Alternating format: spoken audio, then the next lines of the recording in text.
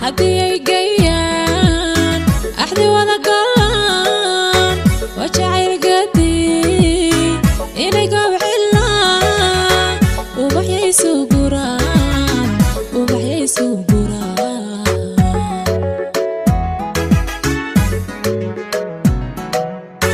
أنا قسيبو تقوي قالو وميديقو قلبي فرحة aan ka bilaawno lambarka 10aad magaalooyinka adduunka oo dhan ugu dadka badan waxa ka soo muuqatay magaalada caanka ah ee New York City ee wadanka Mareykanka.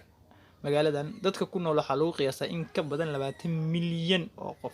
sidoo kale magaaladani waa xarunta ganacsiga wadanka Mareykanka iyo xarunta wadankaasi looga armiyo. magaaladan sidoo kale waxa ku taala xarunta ay UN-ka ku shaqeeyaan ee qaramada midoobay. sagaalaad waxaa soo gashay magaalada Osaka City ee wadanka Japan. magaalada Osaka City waa magaalo caan ku ah wax soo saarka iyo warshadaha. sidoo kale waa magaalada labaad ee ugu dadka badan wadanka Japan. dadka ku nool magaaladani waxay kor u dhaafayaan 20 milyan 130 kun oo ruux.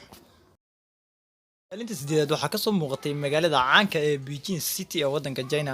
magaaladani waa magaalada labaad ee ugu dadka badan wadanka China. sidoo kalena waa magaalo caan ku ah ganacsiga iyo wax soo saarka. magaaladan dadka ku nool waxaa lagu qiyaasaa inay kor u dhaafayaan 21 milyan 150 kun oo qof. kaalinta toddobaad waxaa ka soo muuqatay magaalada São Paulo City ee wadanka Brazil. magaaladani waa caasimadda wadankaasi Brazil. dadka ku nool waxaa lagu qiyaasaa 21 milyan 200 kun oo qof. waxaa ka soo muuqatay Mexico City. magaaladani Mexico City oo magaalo madax u ah wadanka Mexico ee dhaca koonfurta America. dadka ku nool waxaa lagu qiyaasaa 21 milyan 600 kun oo qof. waxaa ka soo muuqatay magaalada caanka ah ee Mumbai City ee wadanka Hindiya. sidoo kale magaaladani waa magaalada labaad ee ugu dadka badan wadanka Hindiya. dadka ku nool magaaladan waxaa lagu qiyaasaa 23 milyan 140 kun oo ruux. kaalinta afraad waxaa ka soo muuqatay magaalada Shanghai City ee wadanka China. waana magaalada koowaad ee ugu dadka badan wadanka China. sidoo kalena waa caasimadda labaad ee wadanka China. magaaladan dadka ku nool ayaa waxaa lagu qiyaasaa inay kor u dhaafayaan 24 milyan 750 kun oo qof. kaalinta saddexaad waxaa soo gashay magaalada Seoul City ee koonfurta Korea. magaaladani dadka ku nool waxaa lagu qiyaasaa 25 milyan 620 kun oo ruux. kaalinta labaad waxaa qiimayntan ka soo muuqatay magaalada caanka New Delhi City ee wadanka Hindiya. magaaladan dadka ku nool waxaa lagu qiyaasaa 27 milyan oo qof.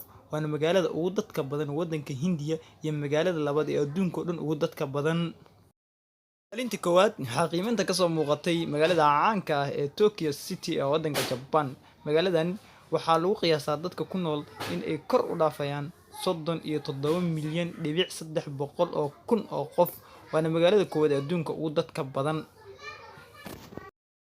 هدي جيان أحدي وذا